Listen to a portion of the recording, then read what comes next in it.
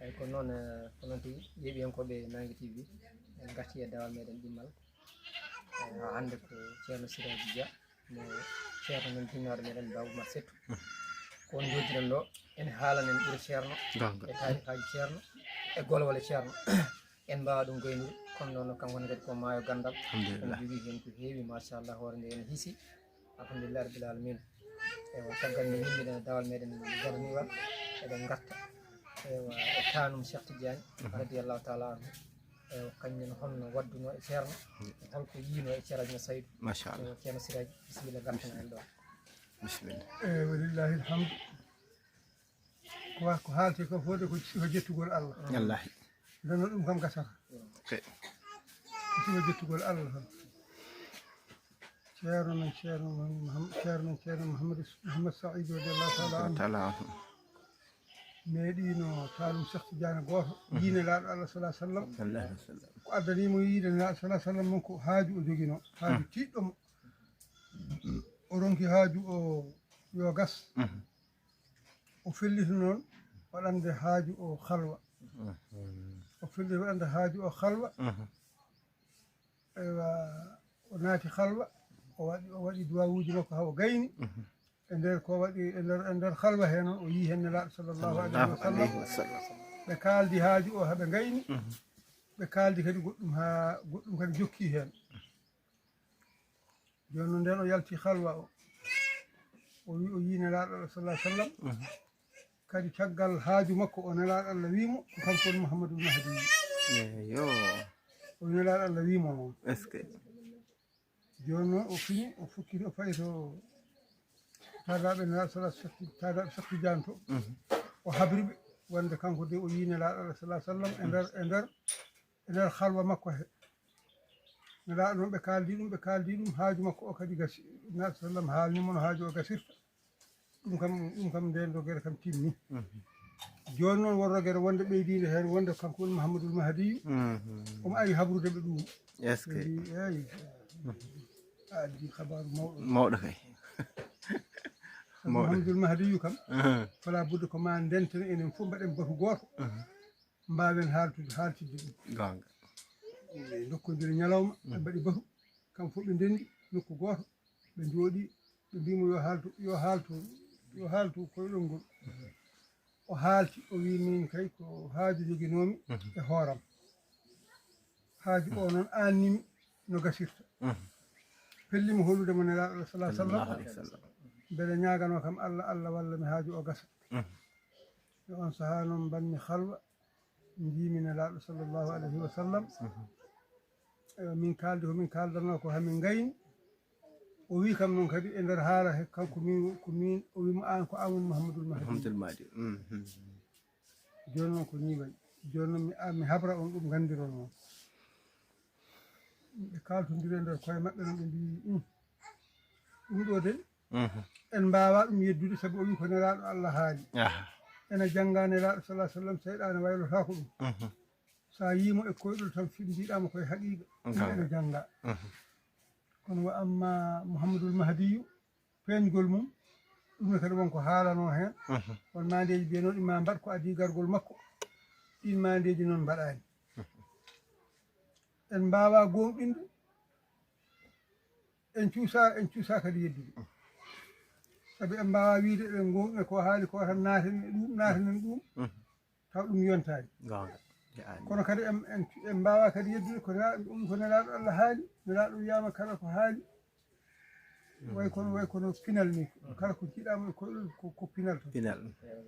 joni noon eɓe jogino ɗon ɓurɗo hewde duuɓi ni Seydi Ahmed Tidiane on ari Madina laabi tati e on saaha e on zaman on ari ɗo Madina ɗo laabi tati laawol makko gadanol taw hay huɓere sangue wotere ala e Madina ko cuuɗi huɗo ɓoli o ari ɗo caggal ɗum o artoyi ɗo so tawi kuɓeji keewi e wuuro he tataɓol makko no artine ko tawi ceerno mahi étage o machallah ngal jaɓɓogal kam minen fof emin tawa ɗum jaɓɓogal makko mawɗo on noon on saaha kañum woni ɓurɗo hewde duuɓi e maɓɓe on noon heɓɓiri wiiɓe ngare jaɓen en dañi saggere ɗum ɗo ko saggere mbaɗen ko saggere nde noon min de mi yiyani e less weeyo asmane he bawɗo saggidde en sona mi waliino gooto no Sénégal en wiya Mouhammad Saïd on tan gandumi sen kalni ɗum tan ma reftin en laawol ma hollu en hen ko laaɓi ɓe mbi ɗum kay ɓukkintaki yo aro heblo o yaha Madina Gounass o wiya ceerno kala ko ceerno noon wi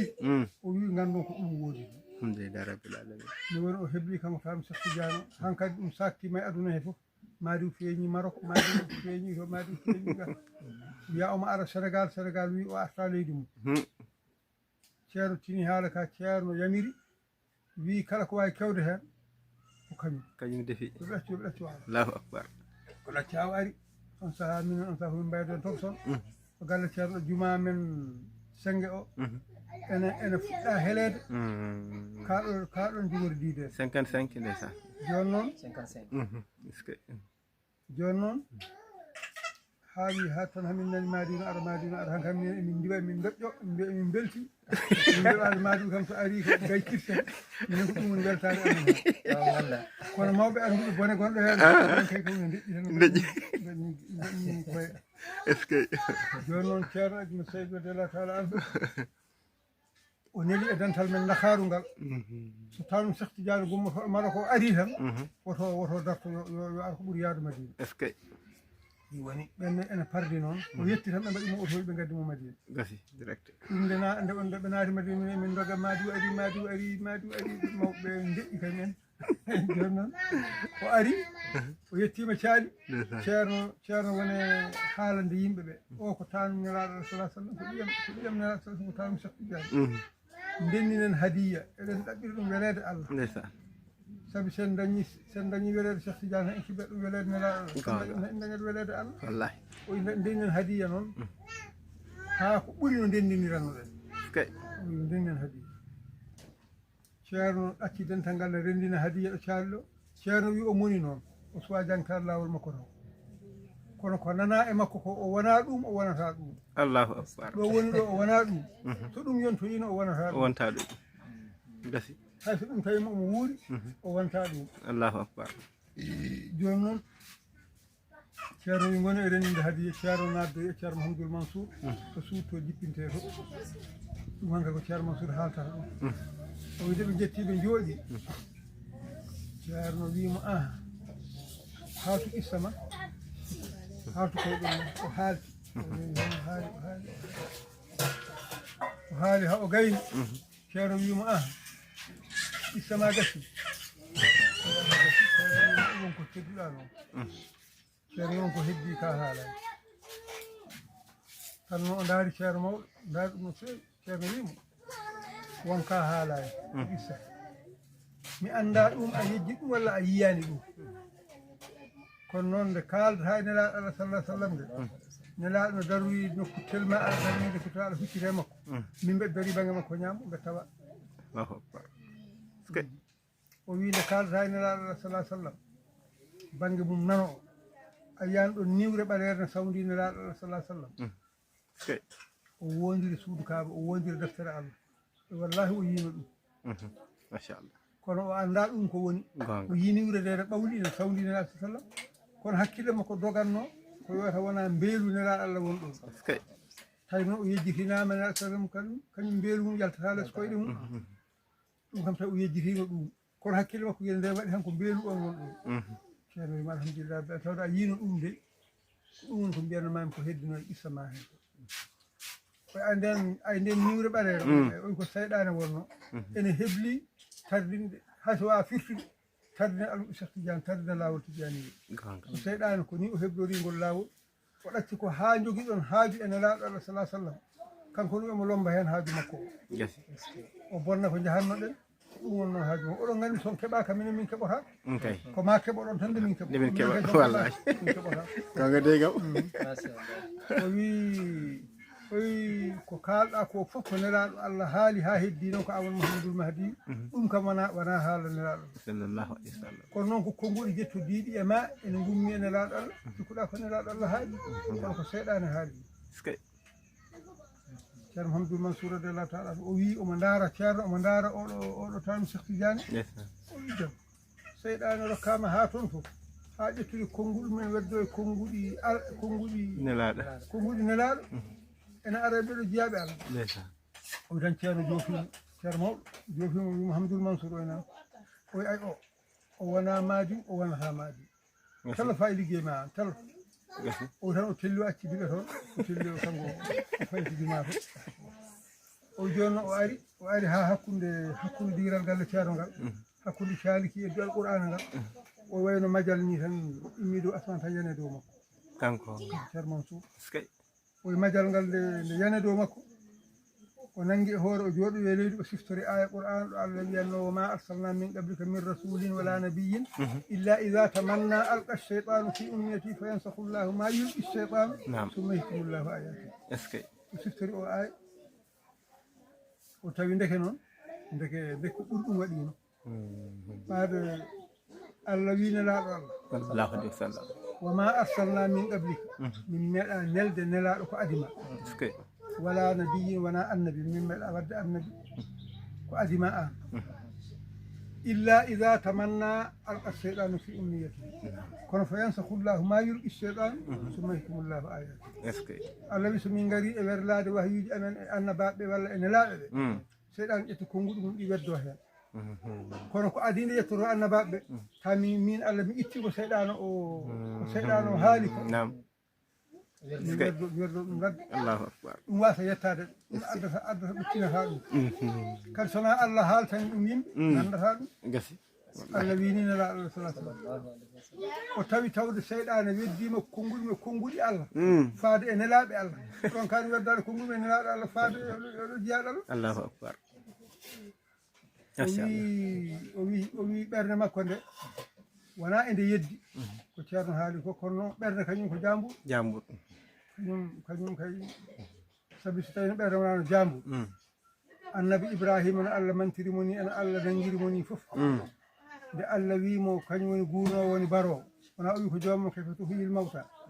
Allah akam hono gurtinirta ko maayi Allah wi jam Ibrahima ko ana gonɗinani walla joom mbeɗa gonɗi walakin wiyatma inna qalbi yimma ha ɓerna heɓino Allah wimo no ya o nangga diwe nayyi jiidaɗe o hirsa o tawi o waɗa ɗum morceau ji o jowra wotere o nokka o jowaɗa o nokka o jowaɗa o nokka o jowaɗa o nokka o jowaɗa o waɗi noon Allah wimo daroɗa ɗa noddaɗe ƴa no mbaɗanni omo dari omo ndaara o waɗi noon o nangi diwe nayyi ɗe o tawi o waɗi noon ha gasi Allah wimo pecca ɗum pecca nayyi ko alda e suddu a nokkat tan jooɓa powara o waɗi noon ha gasi Allah wimo daroɗa ɗa no noddaɗe o dari o noddi o yi tewuji ɗi e ndiwana tawtondira ha korodiri ha feewi o yi sigeji ngari teŋi ha feewi o yi koyɗe ngari teŋi ha feewi o yi koye ngari teŋi ha feewi o noddi diweɗe gare makko Allah wimo noon tawde a yirimi andi fof ko min woni kolɗo gol ko hotide jeyno allahu akbar o wi omo haala noon o haalita ɗum noon ko ha yimɓe ganda ɓernde kañum ko jambur gonga kala ko gaddanɗa ɗum tan ɗum ki tabidde e nder mum wawata deejde gonga joom ibnu asir wiyatama aba subuta aqlanil muhal kala ko jaɓani tabidde hakkille ɗum tan ko mere tan heewi wonde est ce que ceerno wimo jippo fayi liggey ma o yeehi noon o hawroye ngal ɗo majal Allah waɗi o yino annabi Ibrahima waddani o andi ɗum kam hankkadi kam wona sikkitare ala e ɗum hankkadi machallah kanko ceerno Mouhamadoul Mansour radiallahu taala anhu o witta ɗum Cheikh Tidiane on nden hankkadi yalti ene hoota o wi ceerno wimanama o wi minen dey min keeɓi haqiqa kam tawi tan Cheikh Tidiane meeɗino wiide walla nelaɗo Allah sa sallam meeɗino wiide ma immito e ɗiɗo duuɓi e nokku biyeteɗo Madina Gounass to wendi wiyeteɗo Kosobo o witta tan ɗum koko janggano o minen kam min garano min nangguma min mbiya ko nabi sa sallam mbiyanoɗo ma immito o ko on immito allahu akbar ceerno Mansour wimo ni ceerno Mansour haalde tam Cheikh Tidiane o wi sonno tan ɓe janggino e defte nelaɗo sa sallam en immitono en immito e ɗiɗo duuɓi maɓe garan Seydil Hadji Mouhammad Saïd en mbiya ko nelaɗo Allah jangganoɗo en immito o ko immitiɗo alhamdulillah rabbil alamin الحمد لله رب العالمين en jetti Allah no feewi نفير nde wonno ko Allah rokkata ko Allah rokki en الحمد لله رب العالمين en jettiri ɗum Allah الحمد لله en jettiri ɗum Allah kadi eɗen gandi ceerno men oɗo no Allah waddi en ما شاء الله ko ceerno mo haalno kanko ceerno radiyallahu ta'ala hoore makko haalimo o wi'oɗo ceerno Ahmad Tidiane oɗo woni rani ceerno Fuul ko min woni jinnaɗo mum ala مسكين min kay ko min ɓeyditiramo ko rokkede kammo nde ɓeydani kam ɓural لسه oy sabi kanko sonno wonano koye am o yalti kominen gondi eno ko goto kala to wawi wonde e aduna he mi jottaka mbiɗa golla diino islamiya hami jokkodira e makko الله اكبر مسكين الله اكبر الحمد لله رب العالمين ceerno radiyallahu ta'ala haali jiidano e ceerno Ahmad Bara en sife makko لسه e sifaji ceerno Mouhamadou Lamine Ka heyɗi en ما شاء الله sife makko e sifaji مسكين sikki ananino ceerno Amadou Issa haalndu haalno ceerno mumen ceerno Ceen Saydou Doro Ceen Saydou Doro ko gandaɗo e dental Ceen Saydou Doro ko almuɗo ceerno Mouhamadou Lamine كهيد gila uswa yiide ceerno mawɗo ceerno Mallamine o idodiri غانغ ceerno Mallamine noon o arno omo ɓoosa ɗum soɓe kawru e guure walla so yano ka hay on ɓoosate omo wowi ɓoosa ceerno Mallamine kadi ne yiɗi ɓoosgol makko o ɓoosi ceerno Mallamine ha bi ceerno Mallamine ijam Ceen Saydou an kam aɗa selli oyi ceerno mi sallaji oyi a sallani ɗum tagi ɗum fammi ema ka sallaji o wi alani celloyta o wi ala mi anda o wi Madina gona celloyta arya Madina mbiya ceerno Ahmad Tidiane bah oy sa ari salminmo tan gardamo banggue ñaamo ɓattoɗa noffu makko ñamduru mbiyamo ceerno min de mbiɗa wonde rafitel ma oy tan haat ɗon wata ɓeyde naybat kala ko wima wat ɗum so wima o yaafimama sa yiɗi ñan hen hirdu soko subaka wonno daw soko hiɗi wonno hirdu sa yiɗi waata ha weeta dawa kono kam wata yaaka mo ɗaccitani kono fokki toon ɓuuri tan o ari ɗo o yetti on saa ceerno Saydou Ka ceerno Ayyuba Ka ɗayba on ɗo jinnaɗo makko لسه baba Ayyuba Ɗayba. Ayyuba Ka o won ɗo koreji makko on saaha o ari o jippoyi baba Ayyuba o yetti o wi on min de garmi ko haaji jogimi e ceerno Ahmad Tidiane hadema jowade haaji ceerno Tidiane kadi ko ceerno mawɗo taw kadi o wi ala min ceerno mawɗo addani miɗo addini ɗo ko ceerno Ahmad Tidiane غانغ kalta ɗo ko taw ceerno ceerno seydi ene wuri ina woori jam ana ɗum koko ɓooyi gila nguro alaji Amadou Hammade en fof لسه joni noon aywa beetaɓe tan ɓe jaadi galle ceerno yalti o caali ɗo Ayyuba wimo jehen jiya o wi ala mbimi on addani min ko ceerno Ahmad Tidiane to kadi ko fayto ceerno tan ceerno suwa daw ɓe salmodira ceerno joni noon ala ɓe tawi ko ceerno dawi ɓe ɓe tawi ceerno dawi gesa joni noon baba Ayyuba wimo joni kay kooten ha tisbar ɓe kooti tisbar juula ha yaatu mum ɓe gari ɓe tawi ceerno e wonde ceerno Mansour en ɓe ɓattini bottare ɓe gotto ɓe jetti ɓe jooɗi tan ceerno wi ɓe ngare ceerno wi ɓattuɗe gotto on ɓe wi ɓe kaari ceerno en gottiyaga en cooɗi ha gayni tan o iwri ceerno banggue ñaamo o wi ceerno min de garmi ko salminde e juurade e ñagade duwaw mbeɗa wonde e rafi ñagade hen duwaw ceerno mono mbiyetoɗa mbiyeten ko Saydou Doro mbeɗa jeeya كهيد ولا ala wona ka heɗo jeeya kanko ko almudo ceerno Mallamine Ka hey kono jeeya ka heɗo jeeya ko siwol سيول e siwol o jeeya joni noon ceerno wimo ceerno mi yo Allah rokku jam sakku juuɗe ma sakku juuɗe faade ceerno so fondi ceerno faade sa so faati keɓet duwaw ha gay ceerno e joni kam nde keɓɗa jiɗɗa hodde fof yaa قاسي ko ni rafi o yaltire makko ما شاء الله on ɗum kam ko hunde wande kadi minen min tawama ceerno men o ceerno Ahmad Tidiane duuɓi ceerno Iba Seydi wirni omo ari wadde Daka Sunna Sunnatou Bakkil maɗi wadde daka o Allah waɗi ñande heen omo jaɓɓeɗo Bakkil ɗo omo jogori ardañan heen ko boyinnaji o ñalli toon o ñalli ko kikiɗe ɓe kirni toon ɓe kirnande Bakkil Allah waɗi ɓe jogi haɓe jetti damal Mamadou Diaguili jatigi ceerno damal galle mum oto ari ha koste damal he tan dari ceerno en jippi naatude ceerno Murtada en noon wuuro ngo fof gari fof to gonno tini dogi gari oto onon damal ngal no faaƴi damen giɗa ko damal bafal suudu tan waɗano ɗon yimɓe donkino naatiri garɗo fof wiya onon kam o oto kam oto ittitake ɗo ha Allah waɗi Ismaïla nden ari ceerno Murtada Ismaïla ittu oto e damal ngal no faaɗi yimɓe keɓal naatiri Ismaïla wi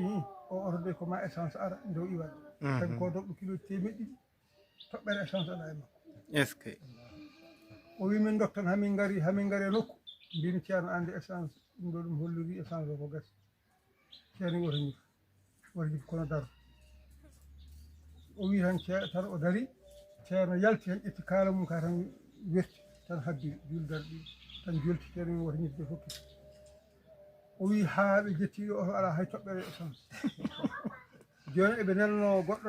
nawno bidon en soodoy essence on ari tawi eɓe darde Ismaïla ɓe ƴetti essence ɓe loowe oto he nde oto wawi ummade ɗon Allahu akbar ɓe gonnoɗo essence ha gilnane o jippima joni koma essence ara machallah alhamdulillah rabbil alamin beltima machallah ko gonduɗen ko de en gandata ɗum wallahi gandata ɗaɓɓen kadi wiide ɗen ganda ɗum wallahi gora gondinagol ngol tan moƴƴinen alhamdulillah rabbil alamin machallah eɗen moƴƴinde gondinagol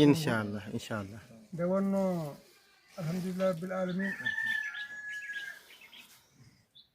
Allah ena fodi fodore nden fodore wona en ñagatimo nde kanko tan fodi ɗum الذي والذين آمنوا واتبعتهم ذريتهم بإيمان ألحقنا بهم ذرياتهم نعم ɓen ɓe ngannduɗaa wonannooɓe Allah e ko laaɓi haa ndutti acci ɓesmuji en caggal ɓesmuji ɗi eti ñemtindeɗe hay soko seeɗa Allah wi alhaqna bihim durriyatihim min ƴetta ɓesmuji maɓɓe ɗi min mbattoya e maɓɓe eɗen jogii ngoon njorto moƴƴo to Allah eɗen jogii ngoon njorto moƴƴo to Allah Allah ko mbaɗano ɗo en ɗum wallahi te ko alda e ɗaɓɓugol kanko waɗi ɗum kanko fodi oɗo hoore makko noon لا يخلف ما شاء الله ان شاء الله جارنا في الحمد لله ما شاء الله الحمد لله uddankati seeɗa tan to haali o tan ay mo sakkitori ko dañi ɓurano holle wi ko so tawi en ƴeewi en gandat sifa dental ngal koko Allah waɗi gonga kadi en waɗi kawnide kanko mo jooɗiɗen ɗo hannde ko Cheikh Oumar Seck machallah gonga kono a yii no Allah waɗi eno darori o lomtori bammakko dari darnde mum kala ko waɗanno omo waɗa machallah eɗen mbawi addude hen yeruji e yogaɓe taw ni ko seeɗa tan limtuɗen hen kono noon heddi hewɓe nan toon selli masalan yeru ceerno barma ceerno Ahmad Ndiaye nam gonno lomti bamum en ɗiɗo mbaji lahi jeentu Madine Touade yeru ceerno Hamad Ali Niang nan ɗon en lomti bamum e ɗiɗo mbaji jeentu Jama Mawka mo rendi golle ɗe kono ceerno Oumar Kelly Cheikh Oumar Kelly nan ɗon en lomti bamum